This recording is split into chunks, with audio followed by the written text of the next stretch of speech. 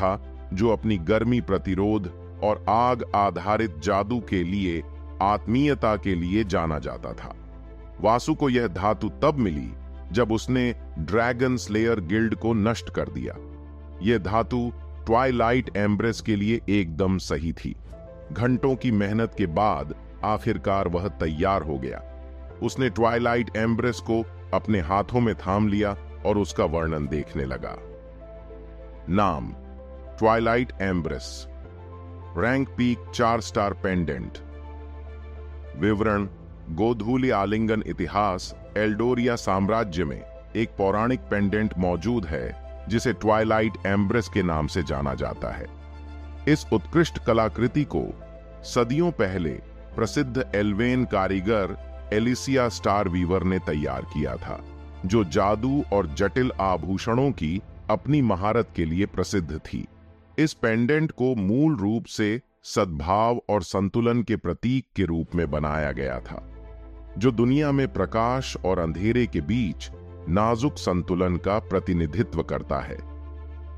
Alicia ने pendant में अपना दिल और आत्मा डाल दी। इसे गोधूली के सार के साथ भर दिया, जो शाम और भोर का एक झिलमिलाता मिश्रण है। कई सालों तक ट्वाइलाइट एम्ब्रेस एक बहुमूल्य विरासत बनी रही, जो स्टार वीवर परिवार की पीढ़ियों से चली आ रही थी। यह एल्वेन लोगों के बीच ज्ञान, सुरक्षा और एकता का प्रतीक बन गया। इसकी जादुई क्षमताओं को बढ़ाने और अनिश्चितता के समय में मार्गदर्शन प्रदान करने की क्षमता के बारे में कहानियां सुनाई जाती थीं। हालांकि जैसे जैसे समय बीतता गया, एल्डोरिया में एक बड़ा संघर्ष छिड़ गया, जिससे भूमि अराजकता में डूब गई। अराजकता के दौरान ट्वाइलाइट एम्ब्रेस प्रतिद्वंद्वी गुटों के बीच भीषण लड़ाई की गोलीबारी में फंस गया। पेंडेंट को गंभीर क्षति हुई, इसके नाजुक जादू बिखर गए और इसका एक बार चमकने वाला रत्न टूट गया। हालांकि ट्वाइलाइट एम्ब्रेस की सही उम्र अनिश्चित है, लेकिन माना जाता है कि यह 1000 साल से ज्यादा पुराना है और इसे कई शताब्दियों पहले नुकसान पहुंचाया गया था। पेंडेंट पर अब अपने अतीत के निशान हैं, जो एल्वेन लोगों द्वारा सामना किए गए परीक्षणों और क्लेशों का प्रमाण है। अपनी क्षतिग्रस्त अवस्था के बावजूद ट्वाइलाइट एम्ब्रेस में अभी भी अपनी पूर्व शक्ति की झलक बनी हुई है। किंवदंतियों में कहा गया है कि जो लोग पेंडेंट को अपने पास रखते हैं, वे अभी भी इसके बचे हुए जादू का लाभ उठा सकते हैं। हालांकि इसकी क्षमताएं इसके मूल रूप की तुलना में कम हो गई है। आज ट्वाइलाइट एम्ब्रेस इतिहास का एक अवशेष है, जो लचीलेपन का प्रतीक है और एल्वेन वंश की स्थायी भावना है। इसे स्टार वीवर परिवार की तिजोरी में सावधानी से संरक्षित किया गया है, जो किए गए बलिदानों और प्रतिकूल परिस्थितियों का सामना करने की ताकत की याद दिलाता है। एल्वेन बुजुर्ग यह सुनिश्चित करते हैं कि पेंडेंट की कहानी आगे बढ़े, जिससे एलिसिया स्टार वीवर की याद और ट्वाइलाइट एम्ब्रेस की विरासत आने वाली पीढ़ियों के लिए जीवित रहे। फंक्शन 1, एम्ब्रस्टॉर्म। एम्ब्रस्टॉर्म एक ऐसा जादू है जो आग की मौलिक शक्ति का उपयोग करके जलते हुए अंगारों का भंवर बनाता है। सक्रिय होने पर यह जादू धारक या जिस वस्तु पर इसे डाला जाता है, उसके चारों ओर नाचती हुई लपटों की एक दृश्यमान आभा बनाता है। एम्ब्रस्टॉर्म एक आकर्षक जादू है जो आक्रामक और रक्षात्मक दोनों पहलुओं को जोड़ता है। आग की भयंकर शक्ति का उपयोग करके घूमते हुए अंगारों का एक मंत्रमुग्ध कर देने वाला प्रदर्शन बनाता है। यह धारक को युद्ध के लिए एक बहुमुखी उपकरण प्रदान करता है। साथ ही उन विरोधियों के खिलाफ एक निवारक भी है जो इसके द्वारा बनाए गए धधकते नरक के पास जाने की हिम्मत करते हैं। आक्रामक क्षमताएं। एम्ब्रस्टॉर्म शक्तिशाली आक्रामक क्षमताएं प्रदान करता है। घूमते हुए अंगारों को दुश्मनों की ओर प्रक्षेप के रूप में लॉन्च किया जा सकता है, जो उन्हें जलती हुई गर्मी से मारता है और प्रभाव पर जलने का नुकसान पहुंचाता है। प्रक्षेप्य की तीव्रता और वेग को चलाने वाले द्वारा नियंत्रित किया जा सकता है, जिससे सटीक और लक्षित हमले किए जा सकते हैं। रक्षात्मक ढाल। अंगारों का घूमता हुआ भंवर एक रक्षात्मक ढाल के रूप में भी कार्य करता है, जो आने वाले हमलों से सुरक्षा प्रदान करता है। लपटें एक अवरोध के रूप में कार्य करती हैं, प्रक्षेप्य को विक्षेपित या बेअसर करती हैं और जादुई मंत्रों या तात्विक हमलों की ऊर्जा को अवशोषित करती हैं। यह रक्षा की एक अस्थायी परत प्रदान करता है, जिससे धारक को अपने अगले कदम की योजना बनाने के लिए समय मिल जाता है। निषेध। एम्बर स्टॉर्म जादू चलाने वाले के चारों ओर एक खतरे का क्षेत्र बनाता है, जिससे दुश्मनों के लिए पहुंचना मुश्किल हो जाता है। घूमते हुए अंगारों से निकलने वाली तीव्र गर्मी एक निवारक के रूप में कार्य करती है, जिससे दुश्मन उनसे दूरी बनाए रखने के लिए मजबूर हो जाते हैं। एम्बर स्टॉर्म की सीमा में कदम रखने से तुरंत जलन हो सकती है या आसपास की ज्वलनशील वस्तुएं जल सकती हैं। अवधि और सक्रियण। एम्बर स्टॉर्म जादू की अवधि आमतौर पर सीमित होती है, क्योंकि अंगारों के भंवर को बनाए रखने के लिए इसे काफी मात्रा में मन की आवश्यकता होती है। इसे कमांड शब्द, इशारे या किसी खास ट्रिगर से सक्रिय किया जा सकता है। बढ़ी हुई अग्नि हेरफेर। एम्बर स्टॉर्म से धारक को अग्नि से संबंधित क्षमताओं पर अधिक नियंत्रण मिलता है। यह मौजूदा अग्नि आधारित मंत्रों को बढ़ाता है या धारक को अधिक सटीकता और कुशलता से लपटों में हेरफेर करने की अनुमति देता है। यह अतिरिक्त अग्नि हेरफेर धारक की आक्रामक और रक्षात्मक क्षमताओं को और बढ़ा सकता है। जब वासु ने कलाकृति का विवरण पढ़ा, तो वह यह महसूस करने से खुद को नहीं रोक पाया कि यह उसके लिए व्यक्तिगत रूप से बहुत उपयोगी नहीं हो सकता है। आखिरकार उसके पास अपने क्रिम्सन फ्लेम का उपयोग करके समान प्रभाव प्राप्त करने की क्षमता थी। हालांकि उसने युद्ध के मैदान में आग के लिए एक मजबूत लगाव वाले जादूगर को यह संभावित लाभ प्रदान करने के बारे में सोचा। असाधारण अग्नि कौशल वाली जादूगरनी का विचार तुरंत ही वासु के दिमाग में एलिसिया को ले आया। वह पूरी तरह से अग्नि जादूगरनी थी, जो विनाशकारी अग्नि प्रकार के हमलों को अंजाम देने में माहिर थी। उसे यह कलाकृति प्रदान करना उचित लगा, क्योंकि यह उसकी प्रतिभा के साथ पूरी तरह से मेल खाती थी। वासु ने ड्रैगन स्लेयर गिल्ड से प्राप्त ड्रैकोनियम धातु की संभावनाओं की खोज के प्राथमिक उद्देश्य से कलाकृति तैयार की थी। जैसे ही वासु ने अपना काम निपटाया, अवनी अपने आरामदायक पजामा पहने हुए पीछे से उसके पास आई। जब वह अपने कामों में व्यस्त था, तब वह अपनी निजी नौकरानियों की मदद से पूरे शरीर की आरामदायक मालिश करवा रही थी।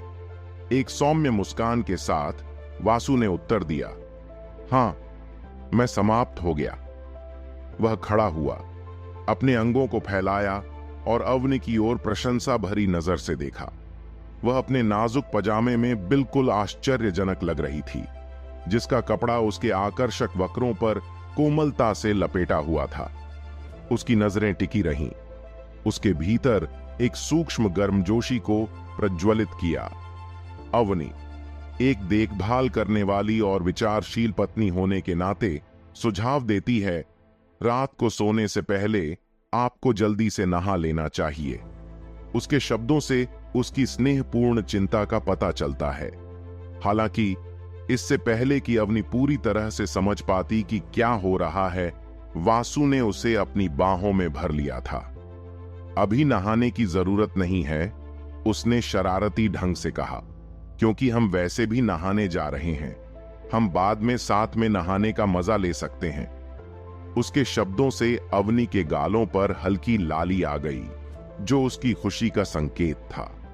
विकृत, अवनी ने उसे धीमे स्वर में डांटा, उसके शब्दों से उसके भीतर प्रज्वलित उत्तेजना की सूक्ष्म चिंगारी का आनंद लेते हुए। गहरे में वह उन अंतरंग क्षणों को संजोती थी जो उन्होंने साझा किए थे और उनमें से प्रत्येक का बेसब्री से इंतजार करती थी। उसे वापस उनके बेडरूम में ले जाकर सम्राट ने अवनी को आलीशान बिस्तर पर फेंक दिया। रात युवा जोड़े के लिए अनंत संभावनाओं का वादा करती थी। अतृप्त भूख के साथ वे अपने जोशीले प्रयासों में लगे रहे। उनके शरीर बिना रुके उल्लेखनीय 3.5 घंटे तक एक दूसरे से जुड़े रहे। वासु एक ड्रैगन होने के नाते इस तरह की गतिविधियों के लिए असीम सहन शक्ति रखता था। एक बार प्रज्वलित होने के बाद उसकी इच्छाएं भयंकर रूप से जलती थीं, जिससे उसके लिए संतुष्टि पाना चुनौतीपूर्ण हो जाता था। हालांकि वह कभी भी शब्दों को जोर से नहीं बोलता था, लेकिन अवनी अकेले उसकी भूख को पूरी तरह से संतुष्ट नहीं कर सकती थी। अक्सर अंतरंगता के घंटों के बाद उसकी प्यारी पत्नी थक जाती थी। नींद के कारण उसके आरामदायक आलिंगन में सांत्वना की तलाश करती थी। उन क्षणों में वासु कर्तव्य निष्ठा से उनकी जरूरतों का ख्याल रखता था, उनके शरीर को साफ करता था और बिस्तर की चादरों और तकियों को ताजा करता था। महल के नौकर लगभग हर एक दिन लिनन को धोने की दिनचर्या के आदी हो गए थे। अपने सम्राट और महारानी के बीच साझा किए गए उत्कट प्रेम से अच्छी तरह वाकिफ थे। अवनी के शांत चेहरे को देखते हुए वासु के होठों पर एक उदास मुस्कान आ गई। हाल ही में यह विशेष स्थिति बहुत अधिक परेशान करने वाली हो गई थी। जब तक वह अपनी उत्तेजना की वर्तमान स्थिति को कम करने का कोई तरीका नहीं खोज लेता, तब तक उसे नींद नहीं आती थी। ड्रैगन होने के भी अपने नुकसान हैं, उसने सोचा। उसके विचार मनोरंजन और निराशा दोनों से भरे हुए थे। ठंडी रात की हवा में सुकून की तलाश करते हुए वह राहत और शांति पाने की लालसा में बालकनी की ओर बढ़ा। लगभग 10 मिनट बीतने के बाद उसके ऊपर शांति का भाव छा गया। धुले हुए आरामदायक पजामा पहनकर वासु तेजी से एलिसिया के बेडरूम में चला गया। अग्नि की देवी शांति से सो रही थी। उसके चेहरे पर शांति की झलक दिख रही थी। अपनी इच्छा को रोक पाने में असमर्थ वासु ने झुककर उसके माथे पर एक कोमल चुंबन लिया, एक स्नेहपूर्ण इशारा जो उसके लिए उसके स्नेह को दर्शाता था। ट्वाइलाइट एम्ब्रेस को पास की चाय की मेज पर सावधानी से रखते हुए उसने उसके बगल में एक नोट छोड़ा, जिसमें लिखा था, यह एक उपहार है, इसे हमेशा अपने पास रखना। उन्होंने संदेश से अपना नाम हटा दिया क्योंकि यह अनावश्यक लग रहा था। एलिसिया एक तेज और समझदार आत्मा होने के नाते इस अनमोल भेंट के स्रोत को तुरंत पहचान लेगी।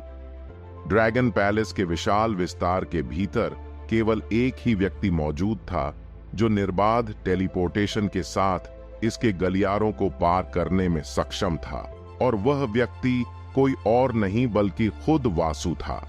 इसके अलावा उसके पास अकेले ही ऐसी उत्कृष्ट कलाकृतियों को गढ़ने का असाधारण कौशल था जिससे उसकी पहचान अचूक हो जाती थी। जैसे ही रात हुई, कैप्टन मुदित और उनकी सेना, जो 5वीं डिवीजन से संबंधित थी, ने सेरेनेस्टा नामक शहर में अपनी यात्रा रोक दी। 2 दिन हो चुके थे जब उग्रसेन साम्राज्य और उसके सहयोगी ऑनरेकल अलायंस के साथ एक महत्वपूर्ण बैठक में शामिल होने के लिए एकत्र हुए थे।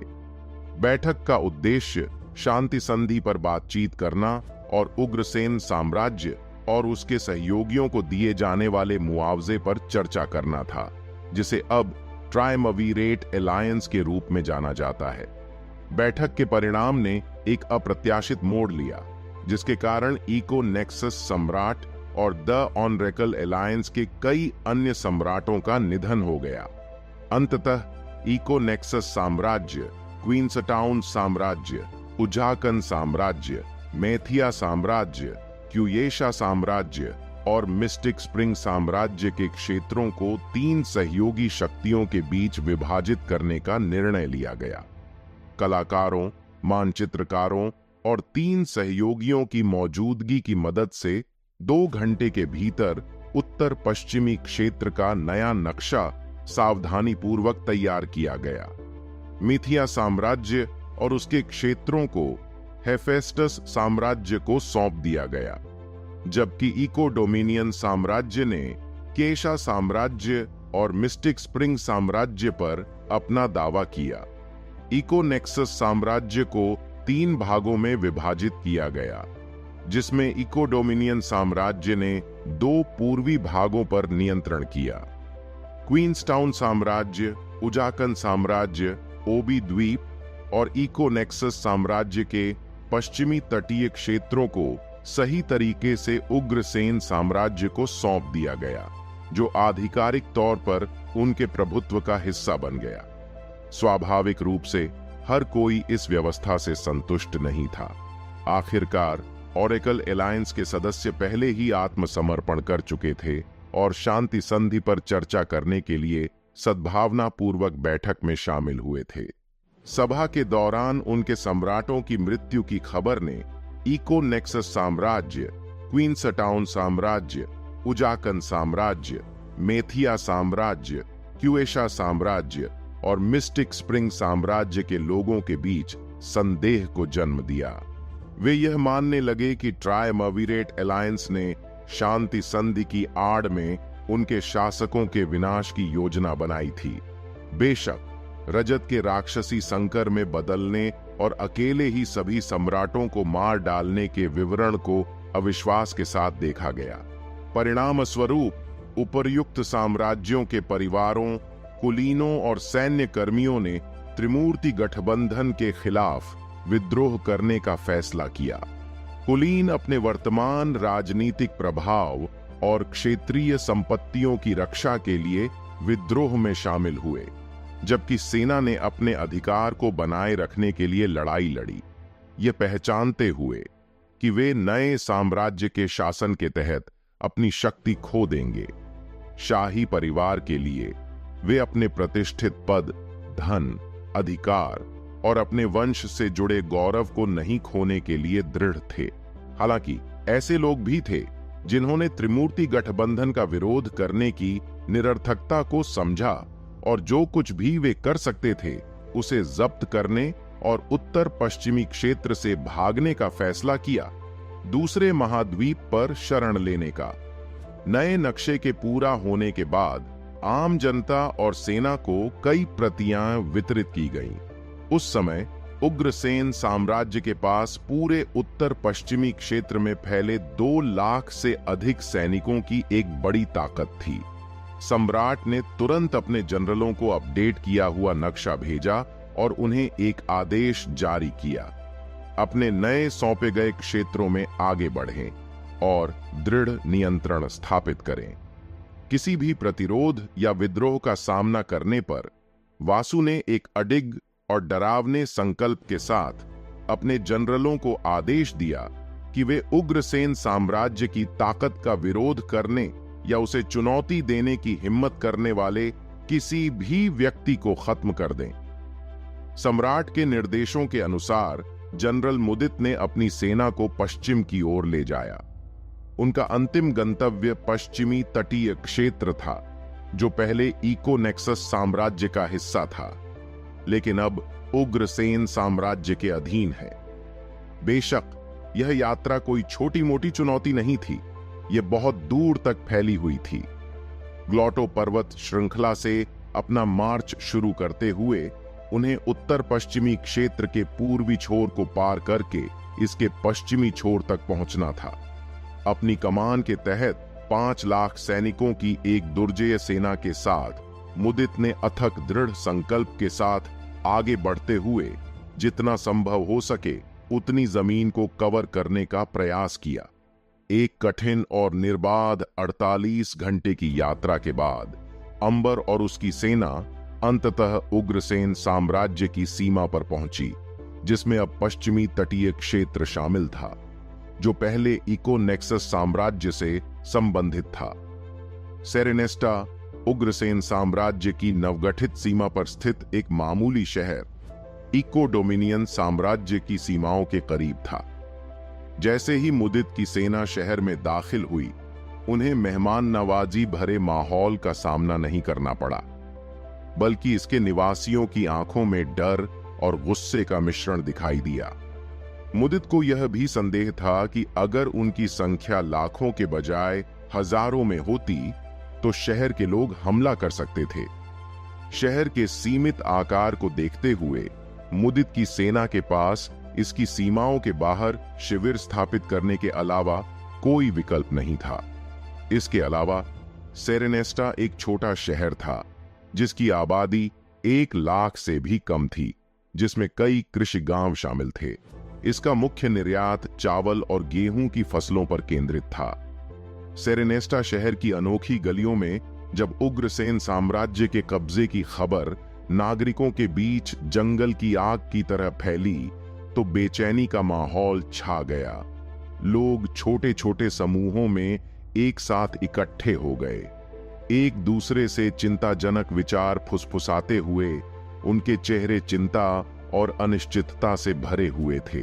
भीड़ में निम्नलिखित लोग थे: कल्याणी, एक युवा और जिज्ञासु ग्रामीण; थॉमस, एक बुजुर्ग किसान जिसका दिल सोने जैसा था; और सारा, एक संशयी और मुखर दुकानदार। कल्याणी ने घबराहट में अपने शॉल को खींचते हुए थॉमस की ओर मुड़कर पूछा, क्या आपको लगता है कि उग्रसेन सैनिक हमारे साथ क्रूरता करेंगे? थॉमस, हमारे पिछले सम्राट ने हमेशा हमें विश्वास दिलाया कि वे दयालु और देखभाल करने वाले थे। थॉमस ने एक सौम्य मुस्कान के साथ कल्याणी के कंधे को थपथपाते हुए आश्वस्त किया। अब युवा, हम बहुत जल्दी निर्णय नहीं ले सकते। आशा करते हैं कि वे दयालु शासक साबित होंगे। सारा, जिसने उनकी बातचीत सुन ली थी, अपने संदेह को रोक नहीं पाई। परोपकारी शासक? हां, मुझे इस पर बहुत संदेह है। वे हमारे शहर पर कब्जा करने के लिए जबरन घुस आते हैं और हमसे यह उम्मीद करते हैं कि हम यह मान लें कि उनका कोई बुरा इरादा नहीं है। लेकिन क्या होगा यदि वे हमें गलत समझें, ठीक वैसे ही जैसे हम उन्हें गलत समझते हैं? कल्याणी ने स्थिति को दोनों दृष्टिकोणों से देखने का प्रयास करते हुए सुझाव दिया। हमने जो कुछ सुना है उसके बाद उनके बारे में किसी भी अच्छी बात पर विश्वास करना कठिन है। सारा ने अपनी बाहें पार करते हुए जवाब दिया। जैसे जैसे सूरज क्षितिज के नीचे डूबता गया, सेरेनेस्टा के निवासियों के दिलों में अज्ञात का डर घर कर गया। शहर की ओर बढ़ती उग्रसेन सेना की दूर से आती हुई मार्चिंग ने उनकी रीढ़ की हड्डी में सिहरन पैदा कर दी। तभी कैप्टन मुदित उग्रसेन सैनिकों का नेतृत्व करते हुए अपने राजसी घोड़े पर सवार होकर शहर में घुसी। लोग इन भव्य आकृतियों को देखकर डर और आक्रोश का मिश्रित भाव महसूस करने से खुद को नहीं रोक पाए। कल्याणी ने थॉमस से फुसफुसाकर कहा, देखो, ये उग्रसेन सैनिक हैं। वे बहुत सख्त और दुर्जय लगते हैं। थॉमस ने जवाब दिया, दिखावा धोखा दे सकता है। युवा, हमें उम्मीद करनी चाहिए कि वे यहां स्थिरता और शांति लाने के लिए आए हैं, न कि अत्याचार लाने के लिए। कैप्टन मुदित ने शहरवासियों के चेहरे पर चिंता की लकीरें देखीं और उनकी आशंका को समझा। वह अपने घोड़े से उतरी और गर्मजोशी से मुस्कुराते हुए ग्रामीणों के समूह के पास पहुंची। सेरेनेस्टा के अच्छे लोगों, डरो मत। हम तुम्हें नुकसान नहीं पहुंचाना चाहते। हमारा लक्ष्य इन देशों में शांति और व्यवस्था सुनिश्चित करना है। उन्होंने शांत स्वर में घोषणा की। सारा अपनी चिंता व्यक्त करने से खुद को नहीं रोक सकी। लेकिन हमारे पिछले सम्राट के बारे में क्या? उन्होंने हमेशा हमें बताया था कि उग्रसेन साम्राज्य क्रूर था। मुदित ने सहानुभूतिपूर्वक सिर हिलाया, पूर्व सम्राट के हेरफेर के प्रभाव को समझते हुए। मैं आपकी शंकाओं को समझ सकती हूं, लेकिन हमें अपने कार्यों से यह साबित करना चाहिए कि हम वह नहीं हैं जो आपको विश्वास दिलाया गया है। जैसे ही उग्रसेन सैनिक सेरेनेस्टा के बाहर बस गए, उन्होंने नागरिकों से बातचीत करने, कार्यों में मदद करने और सहायता प्रदान करने का प्रयास किया। धीरे धीरे गलतफहमियां दूर होने लगीं और उनकी जगह सतर्क आशावाद ने ले ली। समय के साथ संवाद और समझ के माध्यम से सेरेनेस्टा शहर के लोगों को एहसास हुआ कि उग्रसेन साम्राज्य के बारे में वे जो कुछ भी मानते थे वह सच नहीं था। शहर डर और आक्रोश के स्थान से आशा और सहयोग के स्थान में बदल गया, जिसने उनके और उनके नए शासकों के बीच की खाई को पाट दिया। सेरेनेस्टा शहर के बीचों बीच उग्रसेन साम्राज्य के नियंत्रण में आने की खबर फैलते ही बेचैनी का माहौल छा गया। कैप्टन मुदित, एक मजबूत और दृढ़ नेता, आगे की चुनौती को समझती थी। उसे पता चल गया था कि पिछले सम्राट रजत ने अपने लोगों के दिमाग में दयालुता और देखभाल की झूठी कहानियां भर दी थीं।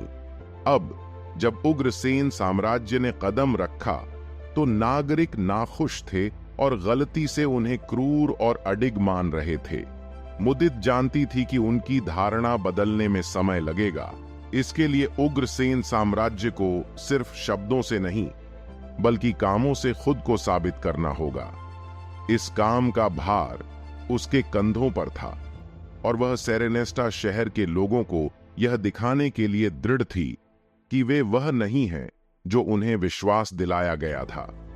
जब उसके सैनिक आराम कर रहे थे, मुदित लोगों से बातचीत कर रही थी, उनकी चिंताओं को सुन रही थी और सहानुभूति के साथ उनसे बात कर रही थी। उसने शांत और सौम्य तरीके से बात की और उन्हें आश्वस्त किया कि उग्रसेन साम्राज्य उन्हें नुकसान नहीं पहुंचाना चाहता था, बल्कि उनके जीवन में शांति और स्थिरता लाना चाहता था। लोगों की सोच बदलने का सफर आसान नहीं होगा।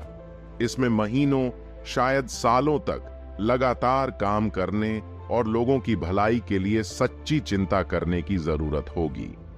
मुदित जानती थी कि रजत द्वारा फैलाए गए किसी भी दुष्प्रचार की तुलना में काम ज्यादा जोर से बोलेगा। शहर के लोगों के साथ कुछ घंटों की थकान के बाद कैप्टन मुदित थकी हुई अपने टेंट में लौट आईं।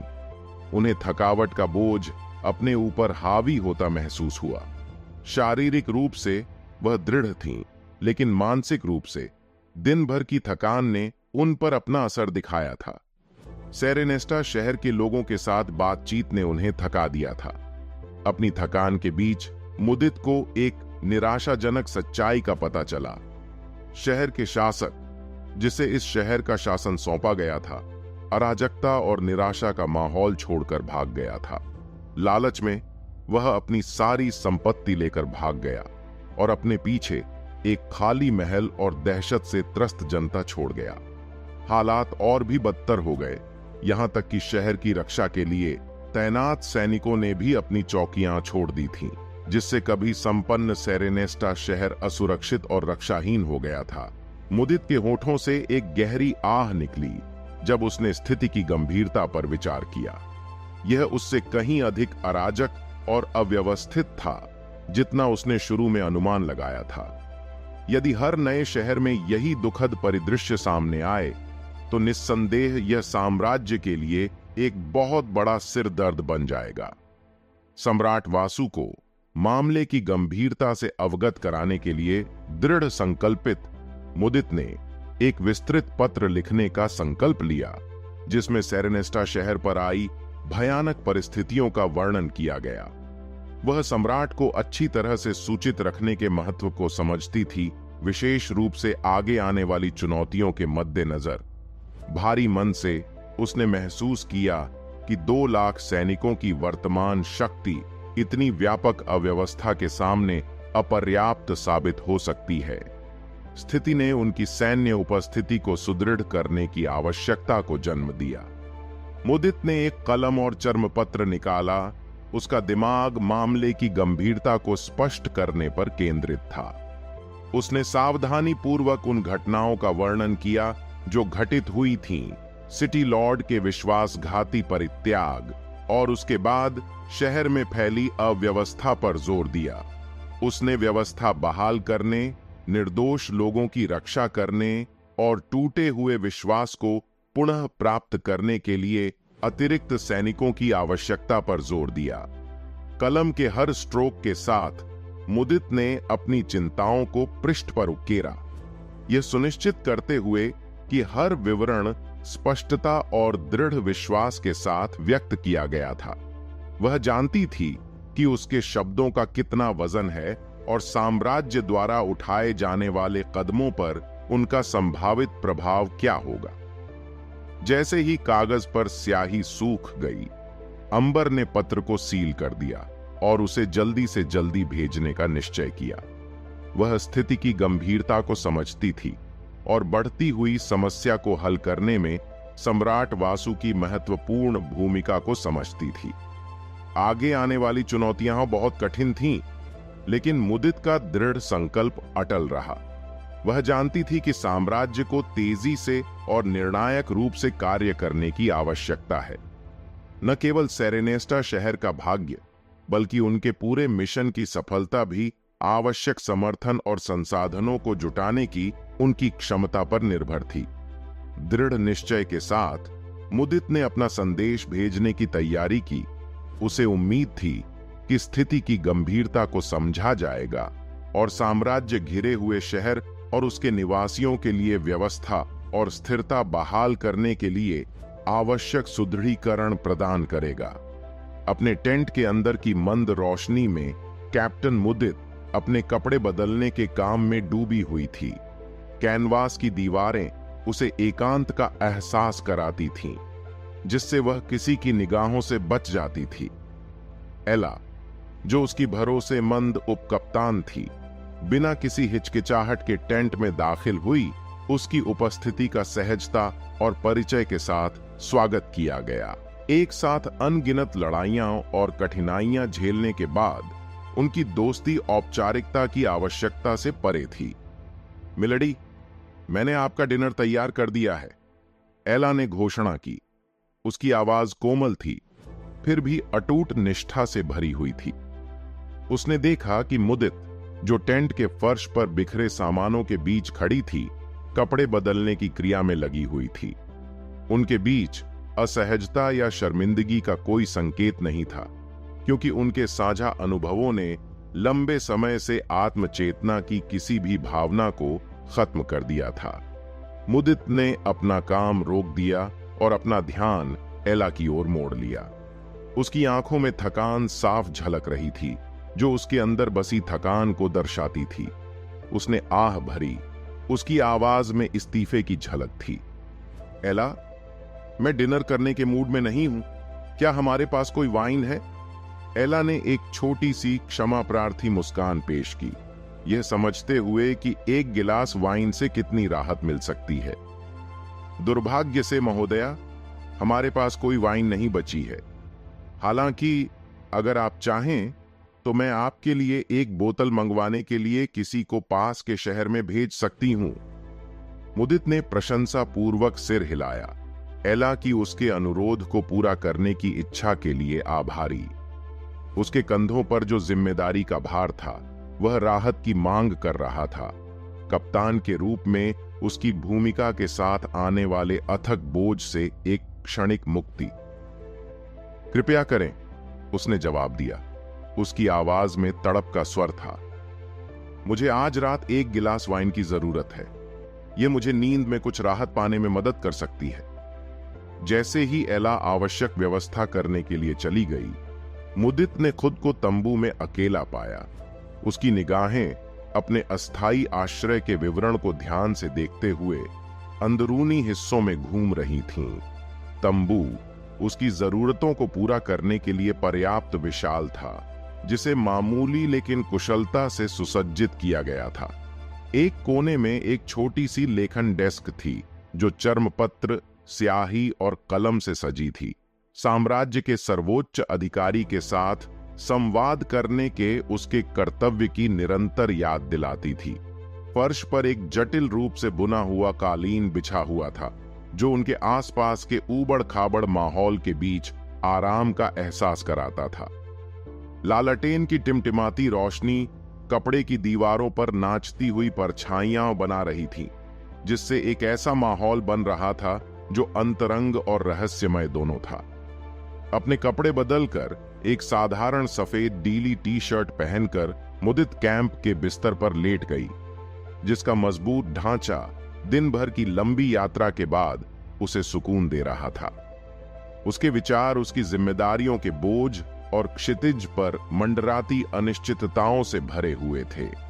उसे उम्मीद थी कि इस शहर में पहुंचने पर उसे राहत मिलेगी, लेकिन शहर के लोगों के साथ उसकी बातचीत ने उसकी चिंताओं को और गहरा कर दिया था। अपने कर्तव्यों का बोझ और स्थिति की गंभीरता उसके थके हुए कंधों पर भारी पड़ रही थी। अंबर की उम्मीदें उस पत्र पर टिकी थीं जिसे उसने सम्राट वासु को लिखकर भेजा था, जिसमें उसने उनकी समझ और सहायता मांगी थी। वह सम्राट की प्रतिक्रिया के लिए तरस रही थी, प्रार्थना कर रही थी कि वह बढ़ती अशांति को शांत करने के लिए आवश्यक सुदृढ़ीकरण और संसाधन जुटाए। शहर का भाग्य और उनके मिशन की सफलता उनकी त्वरित कार्रवाई और अटूट समर्थन पर निर्भर थी। एला के शराब के साथ लौटने का इंतजार करते हुए मुदित भविष्य के बारे में सोचने से खुद को नहीं रोक पाई, जो उनका इंतजार कर रहा था। आगे की चुनौतियां दुर्गम लग रही थीं, फिर भी उसका संकल्प अटल था। वह जानती थी कि उसका कर्तव्य अपने सैनिकों का नेतृत्व करना, व्यवस्था बहाल करना और इस शहर और उनके नियंत्रण में आने वाली जमीनों में स्थिरता लाना है। इन विचारों के बीच मुदित का मन भटक गया, शराब के आरामदायक आलिंगन की आशा में, और उसे उम्मीद थी कि पेय पदार्थ के सुखदायक प्रभाव से उसे उन बोझों से अस्थायी रूप से मुक्ति मिलेगी जो उसे परेशान कर रहे थे, भले ही कुछ पल के लिए ही क्यों ना हो। कुछ ही देर बाद एला वापस टेंट में लौटी। उसके हाथ में शराब की बोतल सावधानी से थी। हालांकि सिर्फ शराब ही नहीं थी जिसने मुदित का ध्यान खींचा। बोतल के बगल में एक नाजुक कटोरे में दो अजीबोगरीब दिखने वाले फल रखे हुए थे, जो दिखने में विदेशी और दिलचस्प लग रहे थे। मुदित की नजर असामान्य फलों पर टिकी हुई थी। उसके माथे पर जिज्ञासा की लकीरें उभर रही थीं। उसने कटोरे की ओर इशारा करते हुए अपनी उंगली बढ़ाई और पूछा, यह क्या है? एला की आंखों में शरारत की चमक थी जब उसने अपने गुप्त प्रयास का खुलासा किया। मैंने इन फलों को प्राप्त करने के लिए क्यूएशा साम्राज्य, अब इको डोमिनियन साम्राज्य में पिंक लेक में किसी को भेजने की स्वतंत्रता ली, महोदया। पिंक लेक का उल्लेख मुदित के भीतर एक दूर की याद को जगाता है, जिससे एला को इन रहस्यमय फलों के बारे में बात करते हुए याद आता है। वे व्हिस्परिंग ब्लॉसम के रूप में प्रसिद्ध थे, रहस्यमय फल जो विशेष रूप से पिंक लेक के आसपास के क्षेत्र में पनपते थे। ऐसे फल दुर्लभ थे, पूरे महाद्वीप के निवासियों को शायद ही पता हो। एला के शब्द मुदित के दिमाग में गूंजने लगे और उसकी दिलचस्पी बढ़ गई। इन जादुई फलों का आकर्षण उपभोक्ता को ज्वलंत सपनों के माध्यम से अपने भावी जीवन साथी की झलक दिखाने की उनकी क्षमता में निहित है। अपने नियत साथी को खोजने की धारणा ने मुदित के दिल में उत्साह की एक झिलमिलाहट जगा दी, जिससे वह करीब से झुकी और नए सिरे से जिज्ञासा के साथ फलों की जांच करने लगी। फुसफुसाते हुए फूलों में एक अलौकिक सुंदरता थी। उनका बाहरी रूप गुलाबी और बैंगनी रंगों के बीच एक नाजुक नृत्य जैसा था। उनकी चिकनी त्वचा में एक सूक्ष्म चमक थी, जो तंबू के अंदरूनी हिस्से पर एक नरम चमक बिखेर रही थी। उनसे एक फूलों की सुगंध आ रही थी, जो एक ऐसी खुशबू लेकर आ रही थी जो मादक और आकर्षक दोनों थी। प्रत्येक फल छोटा था, हथेली में आराम से फिट हो रहा था और नक्षत्रों जैसे जटिल पैटर्न से सजी हुई थी, जैसे कि ब्रह्मांड के रहस्य उनकी सतह पर उकेरे गए हों। मुदित की उत्सुकता बढ़ती गई, उसका मन आश्चर्य और प्रत्याशा से भर गया। वह इन फलों के जादू में भाग लेने के प्रलोभन का विरोध नहीं कर सकी। सहमति के संकेत के साथ उसने एला को आगे बढ़ने का इशारा किया, सपनों के दायरे में उसका इंतजार कर रही रहस्यमय यात्रा का अनुभव करने के लिए उत्सुक। एला के गुप्त प्रयास पर मुदित का आश्चर्य हवा में तैर रहा था, जिसमें थोड़ा अफसोस भी था। उसने साथ में पिंक लेक की यात्रा की योजना बनाई थी, लेकिन दुर्भाग्य से उनकी निरंतर प्रतिबद्धताओं और जिम्मेदारियों के कारण यह योजना रद्द हो गई थी। फिर भी मुदित के सवाल का जवाब देते हुए एला की आंखों में शरारती चमक नाच रही थी और वह एक चंचल मुस्कान दे रही थी। महिला, मैं आपको आश्चर्यचकित करना चाहती थी। एला ने स्वीकार किया। उसकी आवाज में थोड़ी सी खुशी थी। अब और देर न करते हुए आइए हम इन फलों का स्वाद लें। मैं भी एक फल खाऊंगी। उत्सुकता और प्रत्याशा का भार हवा में लटका हुआ था। उनकी उपस्थिति लगभग महसूस की जा सकती थी। मुदित की उंगलियों ने कटोरे से जादुई फलों में से एक को नाजुक ढंग से चुना। इसकी उपस्थिति मात्र से भाग्य और रहस्योद्घाटन के वादे फुसफुसा रहे थे। हालांकि चिंता का एक निशान उसके माथे पर झुर्रियां डाल रहा था, जिससे उसे अपनी शंकाएं व्यक्त करने के लिए प्रेरित किया। क्या आप पूरी तरह से आश्वस्त हैं कि इन व्हिस्परिंग ब्लॉसम्स का कोई प्रतिकूल प्रभाव नहीं है? मुदित ने पूछा। उसकी आवाज में सतर्कता पूर्ण आशावाद का भाव था। एला का जवाब त्वरित और आश्वस्त करने वाला था। उसकी आंखों में आत्मविश्वास झलक रहा था। कृपया निश्चिंत रहें महोदया, ये जादुई फल न केवल खाने के लिए सुरक्षित हैं, बल्कि ऐसे उद्देश्यों के लिए बनाए गए हैं। एला की पुष्टि उसके मन में गूंज रही थी। मुदित को अपने उपकप्तान के शब्दों में सांत्वना और भरोसा मिला। उसने अपनी हथेली में रखे व्हिस्परिंग ब्लॉसम पर अपना भरोसा जताया, जिसकी मोहक खुशबू उसके चारों ओर हवा में फैल रही थी। इसकी उत्कृष्ट सुंदरता की सराहना करने के लिए एक पल लेते हुए उसने फल के जटिल पैटर्न को देखा, जो ब्रह्मांड के रहस्यों को उजागर करने की साजिश रच रहे आकाशीय नक्षत्रों की याद दिलाता है। फल को अपने होठों के करीब लाते हुए मुदित एक पल के लिए झिंझकी। उसका दिल प्रत्याशा और आशंका के मिश्रण से धड़क रहा था। एक गहरी सांस के साथ वह आकर्षण के आगे झुक गई, अपने दांतों को धीरे से कोमल मांस में ढंसने दिया। उसकी जीभ पर स्वादों का विस्फोट हुआ, मिठास की एक सिम्फनी जिसमें खट्टे और फूलों के नाजुक संकेत शामिल थे। स्वाद उसके तालू पर नाच रहा था, एक सामंजस्यपूर्ण मिश्रण जिसने खुशी और आश्चर्य की अनुभूति पैदा की। मुदित की आंखें विस्मय से चौड़ी हो गईं जब उसने स्वादिष्ट फल का स्वाद लिया। उसके स्वाद कलिकाएं उसके मुंह में होने वाले असाधारण अनुभव से मंत्रमुग्ध हो गईं। रसीले रस की धाराएं बह रही थीं, जो अपने पीछे एक लुभावना आनंद का निशान छोड़ रही थीं। उसके होठों के कोनों पर एक मुस्कान खींच गई, क्योंकि उस एक निवाले में उसने किसी बड़ी चीज से एक निर्विवाद संबंध महसूस किया। अपनी आत्मा की गहराई में एक लुभावना झलक और सपनों के दायरे में उसका इंतजार कर रहे रहस्यों की झलक। जैसे ही मुदित ने स्वादिष्ट व्हिस्परिंग ब्लॉसम का स्वाद लिया, उसके होश उड़ गए, जिससे वह कुछ पल के लिए अवाक रह गई। इसके स्वाद की पूर्णता शब्दों से परे थी। उसने अब तक जो भी फल चखा था, उससे कहीं बढ़कर मिठास और तीखेपन की एक सिम्फनी उसकी जीभ पर नाच रही थी, जो हर लजीज काटने के साथ उसकी स्वाद कलियों को सहला रही थी। फल का सार उसके भीतर एक सुप्त जीवन शक्ति को जगा रहा था, जिससे उसकी लोमड़ी की पूंछ बेलगाम खुशी से कांपने लगी और उसका पीला लोमड़ी का कान प्रत्याशा से फड़कने लगा। एला ने अपनी महिला के चेहरे पर जादुई फल के परिवर्तनकारी प्रभाव को देखा। उसकी खुद की जिज्ञासा जागृत हुई। मुदित की खुशी भरी अभिव्यक्ति को देखकर उसके फॉक्सटेल की लयबद्ध हरकतों के साथ एला के भीतर एक लालसा जाग उठी। वह उन रहस्यमय स्वादों का अनुभव करने के लिए तरस रही थी, जिन्होंने मुदित की इंद्रियों को इतना आनंदित कर दिया था। अब और विरोध न कर पाने के कारण एला ने अपना एक निवाला खा लिया। उसके दांत व्हिस्परिंग ब्लॉसम की नाजुक त्वचा को चीरते हुए निकल गए। जैसे ही रस उसके मुंह में भर गया, एक दिव्य मिठास की लहर ने उसकी इंद्रियों को घेर लिया। स्वाद एक रहस्योद्घाटन था, स्वादों की एक सिम्फनी जो उसके तालू पर नाच रही थी।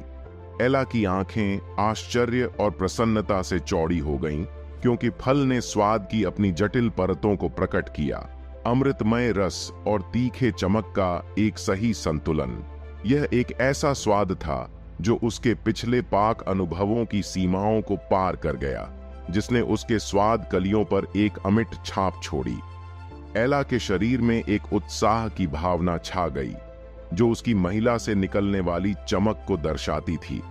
वह जादुई फल की इस क्षमता पर आश्चर्यचकित थी कि हर कौर के साथ वह इतना आनंद पैदा कर सकती है। एला के होठों पर एक संतुष्ट मुस्कान आ गई। उसका दिल उस अप्रत्याशित खोज के लिए कृतज्ञता से भर गया जिसने उन्हें यह असाधारण अनुभव दिया था।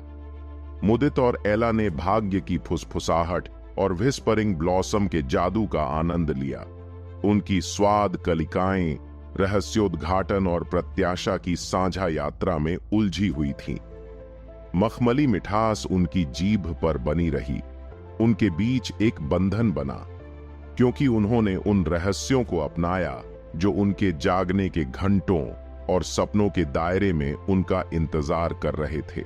जैसे ही ललचाने वाले व्हिस्परिंग ब्लॉसम के आखिरी निवाले गायब हुए, हवा में एक लालसा की भावना भर गई जो उनके स्वर्गीय स्वाद के अवशेषों के साथ मिल गई। मुदित और एला ने एक दूसरे की ओर देखा। जादुई फल का और अधिक आनंद लेने की उनकी इच्छा अधूरी रह गई। उनके होठों से एक आह निकली जिसमें उदासी का एक रंग था जो उनकी समाप्त हो चुकी आपूर्ति को दर्शाता था। उन पर तंद्रा की लहर छा गई। उनके शरीर थकान की कोमल शांति के आगे झुक गए। एला के मुंह से एक जम्हाई निकली। उसका हाथ सहज रूप से उसे ढकने के लिए उठा। मुदित ने भी सहमति में सिर हिलाया। उनके शरीर दिन भर की उथल पुथल भरी घटनाओं के बाद आराम और तरोताजा होने के लिए तरस रहे थे। शराब का आकर्षण खत्म होने के साथ मुदित की एक बार की आकर्षक योजना भूली हुई इच्छाओं के दायरे में विलीन हो गई। इसके बजाय उसने अपने बिस्तर के आरामदायक आलिंगन में सांत्वना की तलाश की। इसकी कोमलता उसकी जिम्मेदारियों के तनाव के खिलाफ एक स्वागत योग्य राहत थी। अपने पसंदीदा गुलाबी कंबल को अपने चारों ओर कसकर खींचते हुए मुदित ने खुद को उसकी कोमल गर्मी में समेट लिया और उसके परिचित आलिंगन में सांत्वना पाई। मालकिन को धीमी आवाज में गुड नाइट कहा। नींद के आगे झुकते हुए उसकी आवाज में थकान साफ झलक रही थी। उसके कदम उसे वापस उसके अपने तंबू के पवित्र स्थान की ओर ले जा रहे थे। गुड नाइट एला, मुदित ने धीरे से कहा। उसकी आवाज में गर्मजोशी और कृतज्ञता का भाव था। शब्द हवा में गूंज रहे थे। दो आत्माओं के बीच फुसफुसाती विदाई जो साझा अनुभवों और अटूट भक्ति में गूंथी हुई थी। उन्हें घेरे हुए शांत मौन में मुदित और एला ने नींद की आगोश में आत्मसमर्पण कर दिया। उनके मन को आखिरकार उन बोझों से राहत मिली जो उन पर भारी थे। कुछ ही मिनटों में उनकी सांसें गहरी हो गईं। उनके शरीर गहरी और अविचल नींद में आराम करने लगे। उनके सपने उनका इंतजार कर रहे थे, जो फुसफुसाते फूलों के रहस्यों और भविष्य में क्या हो सकता है इसके अलौकिक वादों से सजे थे। मुदित ने खुद को एक सपने की गहराई में डूबा हुआ पाया, एक ऐसी अवास्तविक दुनिया जो तर्क की सीमाओं को चुनौती देती थी। अलौकिक परिवेश ने उसे घेर लिया, मानो वह शुद्ध कल्पना से बुने हुए एक दायरे में कदम रख चुकी हो। वह भव्यता और वैभव से सजे एक लुभावने स्थल के बीच खड़ी थी।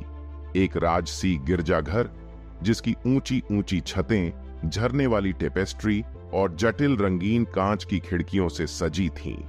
रंगों के बहुरूप दर्शक के माध्यम से सूरज की कोमल किरणें छनकर दृश्य पर एक जीवंत चमक बिखेर रही थीं। माहौल में उत्सुकता का माहौल था। मुदित की नजर भव्य हॉल के विस्तार पर थी। वहां वह महिलाओं के एक समूह के बीच खड़ी थी, जिनमें से प्रत्येक ने शानदार दुल्हन के कपड़े पहने हुए थे। उनकी आंखों में उत्साह और अनिश्चितता का मिश्रण था। वातावरण में एक अकल्पनीय ऊर्जा की चिंगारी भड़क रही थी, जो इस क्षण के गहन महत्व का संकेत दे रही थी। जैसे ही मुदित की नजर उस आदमी पर पड़ी जिसने सबका ध्यान अपनी ओर आकर्षित कर लिया था, उसका दिल धड़क उठा। वह गलियारे के बीच में खड़ा था। उसकी प्रभावशाली उपस्थिति करिश्मा और अधिकार की भावना पैदा कर रही थी। चारों ओर एक शाही आभा थी, जो उसके बेदाग पहनावे से और भी बढ़ गई थी। उसके चेहरे की बनावट तराशी हुई और आकर्षक इतनी परिपूर्ण लग रही थी कि वह वास्तविक नहीं लग रही थी। कदम दर कदम वह आदमी अंबर के पास पहुंचा। हर कदम के साथ उनके बीच की दूरी कम होती गई। उसका चेहरा, जो शुरू में रहस्य के आवरण से छिपा हुआ था, धीरे धीरे उसके अवचेतन की गहराई से उभर आया। अंबर की सांस उसके गले में अटक गई। उसकी आंखें गहरी सदमे में चौड़ी हो गईं, क्योंकि उसकी नसों में पहचान का संचार हुआ। उसके सामने खड़ा वह आदमी, जो प्रशंसा और प्रशंसा के शब्द बोल रहा था, कोई और नहीं बल्कि सम्राट वासु ही था। मुदित के भीतर भावनाओं का सैलाब उमड़ पड़ा। भ्रम, मोह और लालसा की भावना जो व्याख्या से परे थी। उसका मन अपने भीतर घूम रही परस्पर विरोधी संवेदनाओं से जूझ रहा था, जबकि उसका दिल उसकी आंखों के सामने खुलने वाली पहेली के उत्तरों के लिए तरस रहा था। वासु के होठों से निकले शब्द कोमलता और अपनेपन दोनों से गूंज रहे थे। उसकी आवाज एक मधुर संगीत थी जो गिरजाघर में गूंज रही थी। आज तुम बहुत सुंदर लग रही हो, उसने कहा। उसकी निगाहें भावनाओं की गहराई से भरी हुई थीं, जो मुदित की खुद की उथल पुथल को दर्शाती थीं। उनके आसपास मौजूद अन्य महिलाएं, हालांकि मौजूद थीं, महत्वहीन हो गईं, क्योंकि उनके बीच एक अनोखा बंधन बन गया था। अंबर के होंठ खुल गए, लेकिन शब्द उसके मुंह से नहीं निकल रहे थे। वह विस्मय और अविश्वास की स्थिति में थी। उसका मन सपने जैसी परिस्थिति को वास्तविकता से जोड़ने के लिए संघर्ष कर रहा था। वासु की आंखों से मिली उसकी आंखें उत्तर ढूंढ रही थीं, फिर भी उसके अवचेतन में छिपे रहस्य में लिपटे हुए थे। इस अवास्तविक विवाह दृश्य में मुदित ने परस्पर विरोधी भावनाओं का एक झरना महसूस किया। जिज्ञासा अनिश्चितता के साथ जुड़ी हुई थी, क्योंकि वह इस वैकल्पिक वास्तविकता में वासु से जुड़ने वाले धागों को उजागर करने के लिए तरस रही थी। उनकी बातचीत से जो विशुद्ध परिचय उत्पन्न हुआ, वह लुभावना होने के साथ साथ हैरान करने वाला भी था, जिससे उसके पास उत्तरों की तुलना में अधिक प्रश्न थे। जैसे जैसे सपने ने अपनी जटिल टेपेस्ट्री को बुना, मुदित के आसपास का वातावरण एक अलौकिक चमक के साथ झिलमिलाता हुआ प्रतीत हुआ। कैथेड्रल की भव्यता साम्राज्य की भव्यता को प्रतिबिंबित करती है। हर विवरण को विस्मय और श्रद्धा की भावना को जगाने के लिए सावधानी पूर्वक तैयार किया गया है। अलंकृत स्तंभ स्वर्ग की ओर फैले हुए हैं, जो नाजुक नक्काशी से सजे हैं, जो प्रेम और भक्ति की कहानियों को दर्शाते हैं। हॉल का विशाल विस्तार, खिलते हुए फूलों की व्यवस्था और झरने की तरह लटकते हुए पर्दे से भरा हुआ है, जो एक ऐसा माहौल बनाता है जो वास्तविकता और कल्पना की सीमाओं के बीच झूलता रहता है। फिर भी आयोजन स्थल की भव्यता के बीच मुदित का ध्यान वासु पर पूरी तरह से केंद्रित रहा। वह रहस्यमय व्यक्ति, जिसने उसके सपनों को कैद कर रखा था और उसकी आत्मा को झकझोर दिया था। इस अवास्तविक सेटिंग के बीच उनका संबंध और भी मजबूत हो गया। उनके साझा भाग्य का आकर्षण मुदित की जागृत चेतना की सीमा को खींच रहा था, उसे अपने दिल में छिपे रहस्यों में गहराई से उतरने के लिए आमंत्रित कर रहा था। जैसे ही सुबह की रोशनी खिड़की से अंदर आई, कमरे में एक हल्की सी चमक फैल गई। अंबर की आंखें खुल गईं। उसके सपनों के अवशेष उसकी चेतना से चिपके हुए थे, उसके दिमाग के कोनों में फीके पड़ने से इनकार कर रहे थे। झटके से उठकर उसने महसूस किया कि वासु की मौजूदगी के अवशेष उसके विचारों में बने हुए हैं। उसका सुंदर चेहरा उसकी यादों में स्पष्ट रूप से अंकित हो गया है। सम्राट वासु असाधारण कद और शक्ति वाले व्यक्ति हमेशा से अंबर के स्वामी रहे थे, एक ऐसे व्यक्ति जिनका वह अटूट निष्ठा के साथ सम्मान करती थी। फिर भी उसके साथ उसका रिश्ता हमेशा अत्यंत सम्मान और कर्तव्य का था, किसी भी रोमांटिक झुकाव से रहित। रोमांस ने कभी भी उसकी रुचि नहीं जगाई, खासकर तब जब वह उग्रसेन साम्राज्य के संरक्षण में जाने से पहले गुलाम के रूप में अपने समय के दौरान परीक्षण और पीड़ा से गुजरी थी। क्रूरता के निशान जो उसके अतीत में गहरे तक फैले थे, उसे पुरुषों के साथ सतर्क और सावधान रहने के लिए मजबूर कर रहे थे। यह एक रक्षात्मक तंत्र था जिसे उसने अपने दिल को और अधिक पीड़ा से बचाने के लिए बनाया था। इसी ढाल की वजह से उसने एला को अपना उपकप्तान नियुक्त किया, एक भरोसेमंद विश्वास पात्र जो मुदित के इतिहास के वजन और उसके आरक्षण के पीछे के कारणों को समझता था। हालांकि मुदित को सभी पुरुषों से कोई शिकायत नहीं थी। उसने स्वीकार किया कि हर व्यक्ति उन नीच लोगों के घृणित व्यवहार का प्रतीक नहीं है जो वासनापूर्ण इरादे से महिलाओं को घूरते हैं। उसका तिरस्कार उन लोगों के लिए आरक्षित था जो दूसरों को वस्तु मानते थे और उनका अमानवीयकरण करते थे। यह उसके अपने दर्दनाक अनुभवों और खुद को और अपने अधीन लोगों की रक्षा करने के अटूट दृढ़ संकल्प का प्रतिबिंब था। दूसरी ओर वासु ने उन सीमाओं को पार कर लिया जो आम लोगों के लिए सीमित थीं। वह उसके लिए अत्यंत सम्मान का पात्र था, क्योंकि वह उसे निराशा की गहराइयों से निकालने वाला उत्प्रेरक था। उसके आदेशों की अवहेलना करने का विचार ही अकल्पनीय था। अगर वह उसे युद्ध के मैदान में अपनी जान देने का आदेश देता, तो वह बिना किसी हिचकिचाहट के उसे सहर्ष आत्मसमर्पण कर देती। उसके हस्तक्षेप ने उसके अस्तित्व में एक महत्वपूर्ण मोड़ ला दिया था, जिसने उसे अपनी परिस्थितियों से ऊपर उठने और एक नया रास्ता बनाने का मार्ग प्रशस्त किया। मुदित ने कभी वासु के साथ रोमांटिक उलझन की कल्पना नहीं की थी। यह हमेशा उसके विचारों के लिए एक अजनबी क्षेत्र था। फिर भी उस अजीब सपने के बाद उसके भीतर एक सूक्ष्म बदलाव हुआ। जो सीमाएं कभी उसकी भावनाओं को नियंत्रित रखती थीं, वे धुंधली होने लगीं, जिससे कुछ अपरिचित चीज उसकी चेतना में घुसने लगी। अंबर को पता नहीं था कि वासु की मौजूदगी के बारे में सोचते ही उसके गालों में गर्माहट आ गई थी। उसकी छवि, जो उसके मन की आंखों में असंभव रूप से सुंदर थी, उसके दिल में एक हलचल पैदा कर रही थी। उसकी मुस्कान, इतनी चमकदार और मनमोहक, उसकी धड़कनों को तेज कर रही थी, जो उसके शांत चेहरे को धोखा दे रही थी।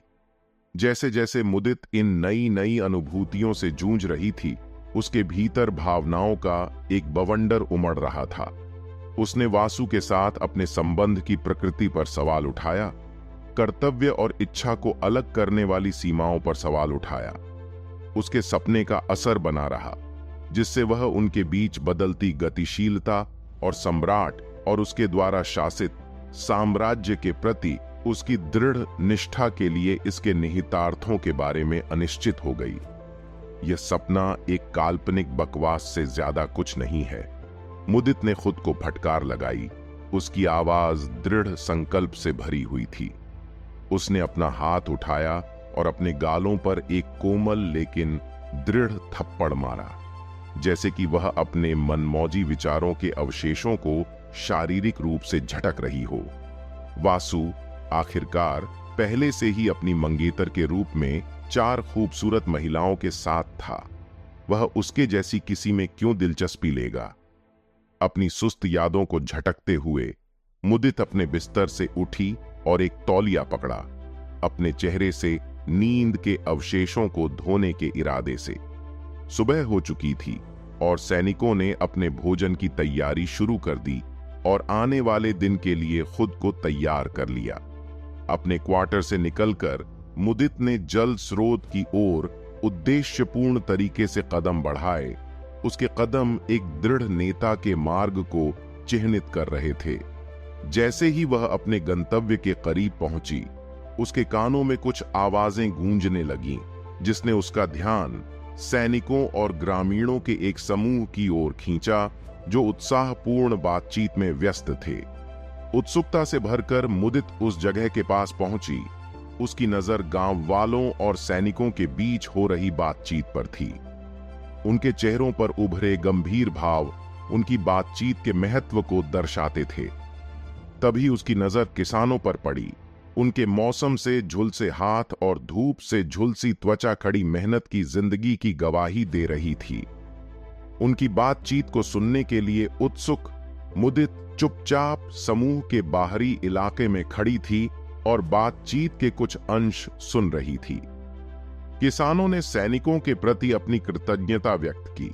सुरक्षा और सुरक्षा की कहानियां सुनाईं जो सैनिकों ने उनके अन्यथा विनम्र गांवों में लाई थीं। बदले में सैनिकों ने किसानों द्वारा प्रदान किए गए अटूट समर्थन और जीविका के लिए अपनी प्रशंसा व्यक्त की। बातचीत के दौरान एक किसान जो भूसे की टोपी पहने एक भूरे बालों वाला आदमी था, आगे बढ़ा। उसके हाथों में ताजी कटी हुई सब्जियों का एक बंडल था। वह एक सैनिक के पास गया। उसकी आवाज में विनम्रता और कृतज्ञता थी। सर, हम अपनी कृतज्ञता के प्रतीक के रूप में अपने साधारण खेतों से ये सब्जियां लाए हैं। कृपया इन्हें स्वीकार करें और अपने साथियों के साथ बांटें।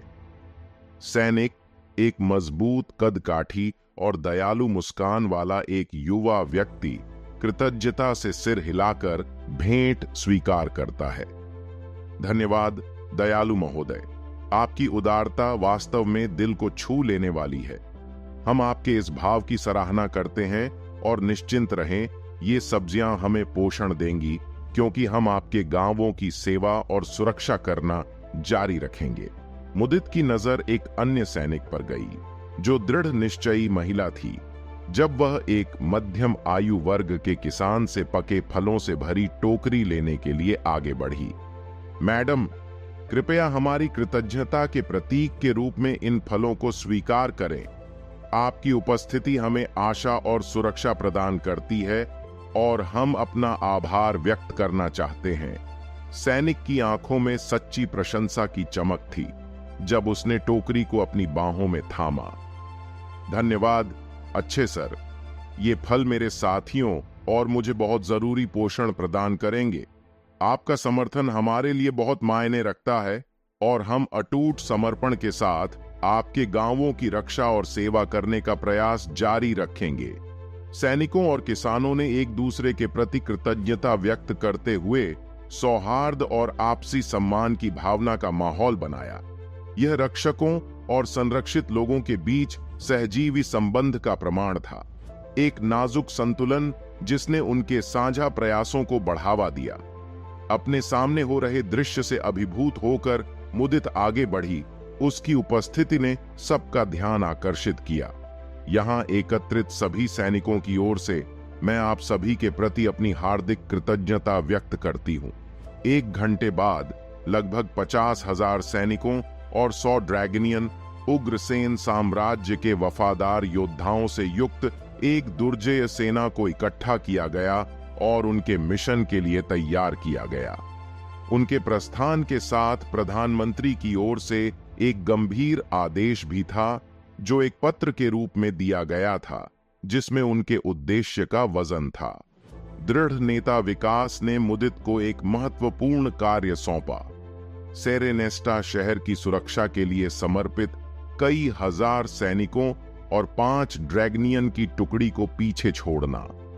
उनकी उपस्थिति इसके निवासियों की सुरक्षा सुनिश्चित करेगी, साथ ही आगामी संक्रमण के दौरान स्थिरता बनाए रखेगी। पत्र में खुलासा किया गया कि आने वाले दिनों में सेरेनेस्टा पर शासन करने के लिए एक नए शहर के स्वामी को नियुक्त किया जाएगा, जिससे शासन और व्यवस्था की निरंतरता सुनिश्चित होगी। प्रधानमंत्री के दृढ़ शब्दों से भरे पत्र के पन्नों में मुदित के लिए एक रणनीतिक निर्देश छिपा था। विकास ने उसे अपना ध्यान राजधानी की ओर मोड़ने के लिए कहा, जो सभी विद्रोहों का केंद्र है। यह वह शहर था जहां प्रतिरोध के सबसे महत्वपूर्ण क्षेत्र पनपे थे, जो साम्राज्य की सद्भावना और शांति के लिए खतरा पैदा कर रहे थे। विकास ने इस बात पर जोर दिया कि इन दुर्जेय विद्रोही समूहों को खत्म करके शांति की एक झलक बहाल की जाएगी, जिससे साम्राज्य एक बार फिर फलने फूलने लगेगा। इसके अलावा पत्र में वासु की संलिप्तता का एक दिलचस्प उल्लेख था। वासु, सम्राट, जिसकी मुदित प्रशंसा करती थी और जिसका बहुत सम्मान करती थी, ने एक निर्णायक कदम उठाया था। प्रतिष्ठित छाया संरक्षक प्रभाग की पूरी टुकड़ी को उत्तर पश्चिमी क्षेत्र में तैनात किया गया था, जिसे एक महत्वपूर्ण कार्य सौंपा गया था। उनका मिशन साम्राज्य की संपत्ति को चुराने के लिए जिम्मेदार कुलीनों और प्रभावशाली व्यक्तियों की पहचान करना और यह सुनिश्चित करना था कि उन्हें साम्राज्य की अदालतों में न्याय का सामना करना पड़े। छाया संरक्षक, जो अपनी चतुराई और कौशल के लिए प्रसिद्ध थे, इन अपराधियों का लगातार पीछा करेंगे, उन्हें न्याय के हॉल में ले जाएंगे जहां उनके कामों का हिसाब होगा। जैसे ही मुदित ने पत्र की सामग्री को आत्मसात किया, उसके रगों में उद्देश्य की भावना बहने लगी। जिम्मेदारी का भार उसके कंधों पर आ गया, लेकिन उसने इसे दृढ़ निश्चय के साथ स्वीकार कर लिया। साम्राज्य को उसकी जरूरत थी और वह चुनौती का सामना करेगी। विकास के मार्गदर्शन और वासु के अटूट समर्थन के साथ मुदित का संकल्प पहले से कहीं अधिक प्रज्वलित हुआ। विद्रोही एक साथ इकट्ठे हो गए। हवा में उनकी आशंका साफ झलक रही थी, क्योंकि वे विक्टोरिया बैक्स्टर के आने का बेसब्री से इंतजार कर रहे थे, जो अपनी बेजोड़ ताकत और निर्दयता के लिए जानी जाने वाली पौराणिक ड्रैगनियन थी। घबराए हुए सैनिकों के बीच कमांडर मिक खड़े थे। उनके चेहरे पर दृढ़ संकल्प और चिंता का मिश्रण साफ झलक रहा था। उन्होंने विक्टोरिया की विनाशकारी शक्ति को प्रत्यक्ष रूप से देखा था और उसके निर्दयी हमले की याद उन्हें सता रही थी। जब सैनिक आपस में फुसफुसा रहे थे, उनकी आवाज में घबराहट थी, तो मिक ने उनके डर का सामना करने का फैसला किया। उसने अपने सैनिकों को इकट्ठा किया, बढ़ते तनाव के बावजूद आत्मविश्वास का माहौल बनाने की कोशिश की। सब लोग सुनो! मिक की आवाज तेज थी, जिसने उनका ध्यान आकर्षित किया। मैं इसे ज्यादा नहीं बढ़ाऊंगा। विक्टोरिया बैक्स्टर एक ऐसी ताकत है जिसका सामना किया जाना चाहिए।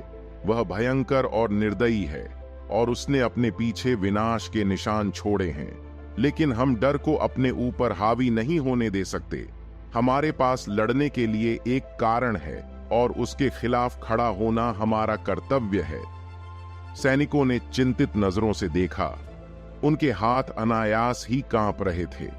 एक युवा सैनिक, सैम ने कांपती आवाज में कहा, कमांडर मिक, मैंने उसके बारे में कहानियां सुनी हैं। कैसे वह बिना किसी दया के सेनाओं को चीर देती है। उसके जैसे किसी के खिलाफ हमारे पास क्या मौका है। मिक ने सैम को सहानुभूति भरी निगाहों से देखा, उसकी चिंताओं के वजन को समझते हुए। उसने युवा सैनिक के कंधे पर एक आश्वस्त करने वाला हाथ रखा। सैम, यह सच है कि विक्टोरिया एक दुर्जेय प्रतिद्वंद्वी है, लेकिन हमारे पास कुछ ऐसा है जो उसके पास नहीं है। एकता। हम एक उद्देश्य के लिए, अपनी स्वतंत्रता के लिए लड़ते हैं, और साथ मिलकर हम सबसे मजबूत विरोधियों पर भी विजय प्राप्त कर सकते हैं। बातचीत जारी रहने पर सैनिकों ने अपनी अपनी कहानियां साझा की। उनकी आवाज में विक्टोरिया के लिए भय और प्रशंसा झलक रही थी। कुछ ने उसे कार्रवाई करते हुए देखा, उसके बिजली की गति से वार करने और उसकी ड्रैगनियन क्षमताओं की विशुद्ध शक्ति का वर्णन किया। अन्य लोगों ने उन अफवाहों के बारे में बताया जो जंगल की आग की तरह फैल गई थीं। उसके कारनामों को बढ़ा चढ़ाकर किंवदंतियों में बदल दिया गया जो अलौकिकता की सीमा पर थीं। प्राइवेट रेचेल ने अपनी आवाज कांपते हुए कुछ दिन पहले हुई झड़प के दौरान विक्टोरिया के साथ अपनी मुठभेड़ के बारे में बताया। मैंने उसे हमारी लाइनों के बीच से गुजरते हुए देखा। उसकी आंखों में एक ऐसी तीव्रता थी जो मैंने पहले कभी नहीं देखी थी। वह एक बवंडर की तरह हमारे रैंकों को चीरती हुई आगे बढ़ी, अपने पीछे अराजकता और निराशा के अलावा कुछ नहीं छोड़ी। मैंने ऐसी क्रूरता कभी नहीं देखी। हेनरी नामक एक अनुभवी सैनिक ने, जो अनुभव से कर्कश स्वर में बोल रहा था, बीच में कहा, तुम्हें लगता है कि यह क्रूर है? मैंने उसे अकेले ही पूरी बटालियन को चीरते हुए देखा। चीखें, खून, यह एक बुरा सपना था। हमें अपने जीवन की सबसे बड़ी लड़ाई के लिए तैयार रहना चाहिए। सैनिकों ने सिर हिलाया। उनके चेहरों पर दृढ़ निश्चय और डर का मिश्रण साफ झलक रहा था। वे जानते थे कि मुश्किलें उनके खिलाफ हैं, लेकिन जिस उद्देश्य के लिए वे लड़ रहे थे वह उनके दिलों में गहराई से गूंज रहा था। बातचीत के दौरान कल्याणी नाम की एक युवा रिक्रूट ने, जिसकी आवाज फुसफुसाहट से थोड़ी ही ऊपर थी, वह सवाल पूछा जो सबके दिमाग में घूम रहा था। क्या आपको लगता है कि हम जीत सकते हैं विक्टोरिया जैसी शक्तिशाली खिलाड़ी के खिलाफ? मिक ने सैनिकों का निरीक्षण किया। उसकी निगाहें दृढ़ विश्वास से भरी हुई थीं। कल्याणी, जीत की गारंटी नहीं है, लेकिन हम सिर्फ अपने लिए नहीं, बल्कि अपने परिवारों, अपने घरों और अत्याचार से मुक्त भविष्य के लिए लड़ते हैं। हम अपनी पूरी ताकत से लड़ते हैं और हम एक दूसरे के लिए लड़ते हैं। यही हमें एक मौका देता है, चाहे वह कितना भी छोटा क्यों न लगे। जैसे ही सैनिकों ने मिक के शब्दों को समझा, समूह में सन्नाटा छा गया। उनका डर अभी भी बना हुआ था, लेकिन उनमें से प्रत्येक के भीतर दृढ़ संकल्प की एक झलक जगी। वे जानते थे कि विक्टोरिया बैक्स्टर का सामना करना किसी अन्य की तरह एक परीक्षा होगी, लेकिन उनका संकल्प अडिग रहा। दूर दूर तक हवा में एक गड़गड़ाहट गूंज रही थी, जो हर गुजरते पल के साथ और भी तेज होती जा रही थी। उनके पैरों के नीचे की जमीन हिल रही थी। सैनिकों के शरीर में डर और आशंका दोनों की कंपन हो रही थी। विक्टोरिया नजदीक आ रही थी। उसका अथक पीछा उनकी पंक्तियों के करीब पहुंच रहा था। अपने दिल की धड़कनों और पैरों में अभी भी कांपते हुए विद्रोहियों ने विक्टोरिया बैक्स्टर नामक अजेय शक्ति के साथ अपरिहार्य संघर्ष के लिए खुद को तैयार किया। यह एक ऐसी लड़ाई थी जिसे वे हारना बर्दाश्त नहीं कर सकते थे। यह उनके जीवन और उस स्वतंत्रता के लिए लड़ाई थी जिसे वे बेहद चाहते थे। विक्टोरिया बैक्स्टर के आकाश से उतरने पर विद्रोही सैनिक वहीं जम गए। उसके चारों ओर एक चमकदार सुनहरी रोशनी थी। उसे देखते ही हवा में एक अजीब सा तनाव भर गया, जिससे उनके हथियारों पर उनकी पकड़ अनायास ही मजबूत हो गई। उनके दिलों में भय व्याप्त हो गया और उनके दिमाग में आने वाले विनाश के विचार उमड़ने लगे। एक शीर्ष 5वें क्रम के साधक की उपस्थिति सबसे बहादुर आत्माओं में भी आतंक पैदा करने के लिए पर्याप्त थी। अपने पैरों को जमीन से ऊपर उठाकर विक्टोरिया ने विद्रोही सैनिकों और उनके कमांडर को श्रेष्ठता के भाव से देखा। हर आंख उस पर टिकी हुई थी और सैनिकों की सांसें उनके गले में अटकी हुई थीं। कुछ ने प्रार्थना करने का साहस जुटाया, ईश्वरीय हस्तक्षेप की मांग की, जबकि अन्य भागने का कोई भी अवसर तलाश रहे थे। उनकी कायरता उनकी हताश निगाहों में खुद को प्रकट कर रही थी। ड्रैगनियन की आवाज ने सन्नाटे को चीरते हुए ध्यान आकर्षित किया और उपस्थित लोगों की रीढ़ की हड्डी में सिहरन पैदा कर दी। मैं अपने प्रभु से एक संदेश और आदेश लेकर आई हूं, उसने अपने दाहिने हाथ में उग्रसेन साम्राज्य का झंडा थामे हुए घोषणा की। जैसे ही उसकी ठंडी निगाहें भीड़ पर घूमी, उसके शब्द हवा में एक भयानक शगुन की तरह लटके हुए थे। ओह, पूर्व उज्जकान साम्राज्य के लोगों, तुम्हारा साम्राज्य अब उग्रसेन साम्राज्य का है। मेरे स्वामी उग्रसेन सम्राट चाहते हैं कि आप सभी अपने हथियार डाल दें और उग्रसेन साम्राज्य के सामने आत्मसमर्पण कर दें जब तक आपके पास मुक्ति का मौका है। उसकी आवाज बर्फीली हो गई। सुनने वालों के दिलों में बर्फ जम गई। या अगर तुम मेरे मालिक के रास्ते में खड़े होने की हिम्मत करोगे तो मुझे तुम्हारी जान लेनी पड़ेगी। चुनाव तुम्हारा है। विद्रोही सैनिकों ने चिंता भरी निगाहों से देखा। उनके चेहरों पर अनिश्चितता साफ झलक रही थी। निर्णय का बोझ उन पर भारी पड़ रहा था। अचानक एक सैनिक ने अपनी तलवार गिरा दी और अपने कवच को उतार फेंका और घुटनों के बल गिरकर आत्मसमर्पण कर दिया। उसके आत्मसमर्पण की दृष्टि ने उत्प्रेरक का काम किया, जिससे उसके साथियों में एक श्रृंखलाबद्ध प्रतिक्रिया शुरू हो गई। एक एक करके उन्होंने भी ऐसा ही किया, अपने हथियार त्याग दिए और खुद को विक्टोरिया के अधिकार में सौंप दिया। अपने सैनिकों के आत्मसमर्पण को देखकर विद्रोह के कमांडर मिक का चेहरा गुस्से और अविश्वास से पीला पड़ गया। वह पलटा और अपने सैनिकों पर चिल्लाया ताकि उनका उत्साह बढ़ा सके। तुम क्या कर रहे हो मूर्ख? तुम आत्मसमर्पण क्यों कर रहे हो? एक सैनिक अपने डर को काबू में न रख पाने के कारण अपनी आवाज में बोला, हमें आत्मसमर्पण क्यों नहीं करना चाहिए?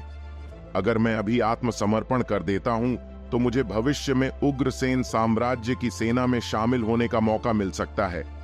ऐसी अफवाहें हैं कि वे उन आत्मसमर्पण करने वाले सैनिकों को स्वीकार करते हैं जो अपनी वफादारी साबित करते हैं। अगर मैं तुम्हारा अनुसरण करता हूं तो इससे मुझे सिर्फ मौत मिलेगी और मैं यह नहीं सोच सकता कि इसके कारण मेरे परिवार को तकलीफ होगी। सैनिक के शब्द हिचकिचाती भीड़ में गूंज रहे थे, जिससे दूसरों के दिलों में उम्मीद की किरण जगी। यह एहसास कि आत्मसमर्पण से कोई रास्ता निकल सकता है, उग्रसेन साम्राज्य के अधीन होने का विकल्प चुनने वाले सैनिकों की बढ़ती संख्या को बढ़ावा देता है। दृश्य को देखते हुए विक्टोरिया शांत रही, चुपचाप टूटते प्रतिरोध को देखती रही। उजाकन साम्राज्य के पूर्व जनरल, उसने मिक को एक स्थिर नजर से संबोधित किया। आपके पास आत्मसमर्पण करने का विकल्प था, फिर भी आपने 1 लाख की सेना का नेतृत्व करने और विद्रोह को भड़काने का विकल्प चुना। आपके कार्यों ने अराजकता पैदा की है और व्यवस्था को तोड़ दिया है। इसलिए मैं अभी आपका जीवन समाप्त कर रही हूं। मिक का विरोध तभी रुक गया जब विक्टोरिया ने अपना हाथ हिलाया। एक पतली सुई जैसी रोशनी की किरण घातक सटीकता के साथ आगे बढ़ी। इसने मिक की खोपड़ी को छेद दिया, जिससे एक बड़ा छेद हो गया और फिर वह बेजान होकर जमीन पर गिर पड़ा। विक्टोरिया के हमले की क्रूर दक्षता ने शेष सैनिकों में सदमे की लहरें पैदा कर दी। उनके चेहरे का रंग उड़ गया, क्योंकि उसकी क्रूरता की असली हद स्पष्ट हो गई थी। जैसे ही आखिरी सैनिकों ने आत्मसमर्पण किया, विक्टोरिया पर राहत की लहर छा गई। वह मन ही मन आभारी थी कि उसे उनकी जान लेने की जरूरत नहीं पड़ी, जैसा कि उसे पहले अनगिनत बार करने के लिए मजबूर होना पड़ा था। पिछले 2 दिन एक अथक प्रयास थे, एक विद्रोही समूह से दूसरे विद्रोही समूह तक जाना, व्यवस्थित रूप से उनके प्रतिरोध को खत्म करना। उसके कार्यों का भार उसके ऊपर था, लेकिन वह जानती थी कि उजकान साम्राज्य में व्यवस्था बहाल करने के लिए उसका मिशन जरूरी था। विक्टोरिया की मौजूदगी ही विद्रोहियों के दिलों में खौफ पैदा करने के लिए काफी थी। उसने अकेले ही 2 दिनों के भीतर विद्रोह के लगभग 60% हिस्से को खत्म कर दिया था। उसने जिस भी शहर का दौरा किया, वह उसकी अदम्य शक्ति के सामने गिर गया, क्योंकि उसने विद्रोही समूहों का सीधे सामना किया। सेनाओं के समर्थन पर निर्भर रहने वाले अन्य ड्रैगनियनों के विपरीत, विक्टोरिया के पास पीक 5वें क्रम के ड्रैगनियन के रूप में एक बेजोड़ ताकत थी। वह एक दुर्जेय शक्ति के रूप में खड़ी थी, जो अकेले किसी भी चुनौती का सामना करने में सक्षम थी। सईतीथम प्रत्येक शहर पर विजय प्राप्त करने के साथ ही उसका दृढ़ संकल्प और मजबूत होता गया। वह उजाकन साम्राज्य में व्याप्त अराजकता को शांत करने में अपनी भूमिका के महत्व को समझती थी। एक बार जब उसका काम पूरा हो जाता, तो वह उग्रसेन साम्राज्य को संकेत देती, शहरों पर नियंत्रण करने और कानून और व्यवस्था स्थापित करने के लिए अतिरिक्त ड्रैगनियन की तैनाती का अनुरोध करती। विक्टोरिया जब आत्मसमर्पण करने वाले सैनिकों के बीच खड़ी थी, तो उसे अपने किए गए कामों की गंभीरता का एहसास हो रहा था। वह अपने किए गए कामों और अपने किए गए कामों के बारे में सोचने से खुद को रोक नहीं पाई। हालांकि उसका कर्तव्य ऐसा करना चाहता था, लेकिन उसके विवेक पर इसका जो असर हुआ उसे नकारा नहीं जा सकता। हालांकि वह दृढ़ निश्चयी रही, क्योंकि उसे पता था कि उसके काम व्यापक भलाई के लिए जरूरी थे। उसकी नजर पराजित विद्रोहियों पर पड़ी। अब उनके हथियार छीन लिए गए थे और वे सिर्फ बंदी बनकर रह गए थे। कभी गर्व करने वाले सैनिक हार के मुंह में खड़े थे, उनका हौसला टूट गया था। तबाही और विनाश के दृश्य विक्टोरिया की यादों में अंकित हो गए थे, जो विद्रोह की कीमत की निरंतर याद दिलाते थे। कर्तव्य और दृढ़ संकल्प की भावना के साथ विक्टोरिया जानती थी कि उसका मिशन अभी पूरा नहीं हुआ है। वह तब तक अपनी अथक खोज जारी रखेगी जब तक कि प्रतिरोध का हर आखिरी निशान मिट न जाए। वह एक महत्वपूर्ण शक्ति बन गई थी, उग्रसेन साम्राज्य के अधिकार की अग्रदूत और स्थिरता चाहने वालों के लिए आशा की किरण।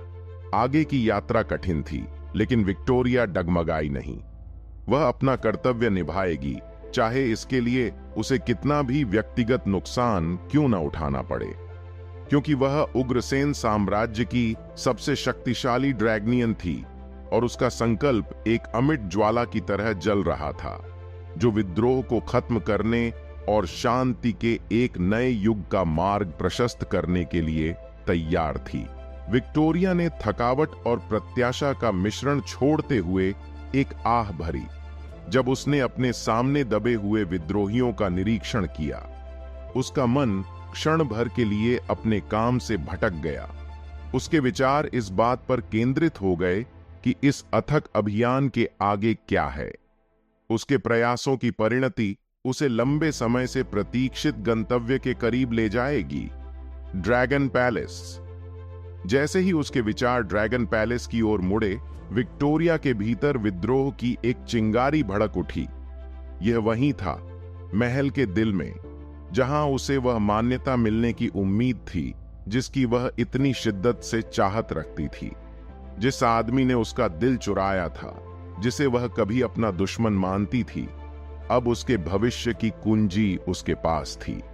वासु, उग्रसेन सम्राट, वह व्यक्ति था जिसे विक्टोरिया अपने गुरु के रूप में संदर्भित करती थी।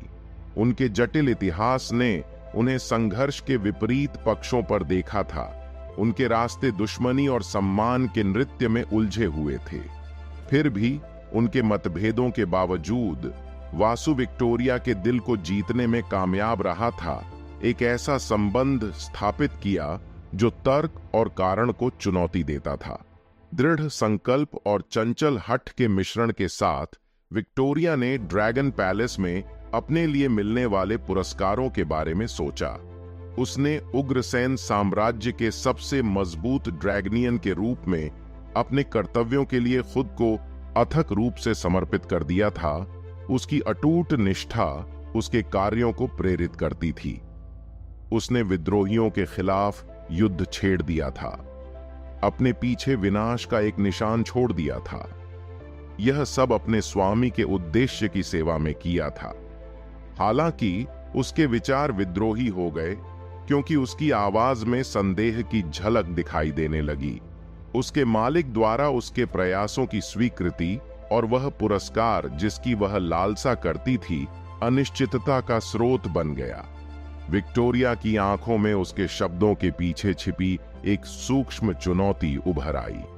अगर उसका मालिक उसके योगदान को पहचानने में विफल रहा, अगर उसने उसके द्वारा किए गए बलिदानों को अनदेखा किया, तो इसके परिणाम होंगे। विक्टोरिया के मन में एक खामोश दृढ़ संकल्प था, क्योंकि वह अपने सामने विद्रोहियों को संबोधित करती रही। लड़ाई अभी खत्म नहीं हुई थी और वह जानती थी कि अभी भी बहुत कुछ किया जाना बाकी है। लेकिन उसके दिल की गहराई में प्रत्याशा की एक झिलमिलाहट थी। ड्रैगन पैलेस और उस आदमी के पास लौटने के वादे से भड़की हुई एक ज्वाला जिसने उसका दिल चुरा लिया था। दृढ़ दृष्टि से विक्टोरिया ने अपना ध्यान वर्तमान पर केंद्रित किया तथा पुरस्कार और मान्यता के बारे में सोचना फिलहाल छोड़ दिया। आज के लिए बस इतना ही दोस्तों। हमें उम्मीद है कि आपको यह एपिसोड पसंद आया होगा। अपने विचारों को कमेंट करके जरूर बताएं। अगर आपको एपिसोड अच्छा लगा हो तो इसे लाइक करें और अपने दोस्तों के साथ शेयर करना ना भूलें। धन्यवाद।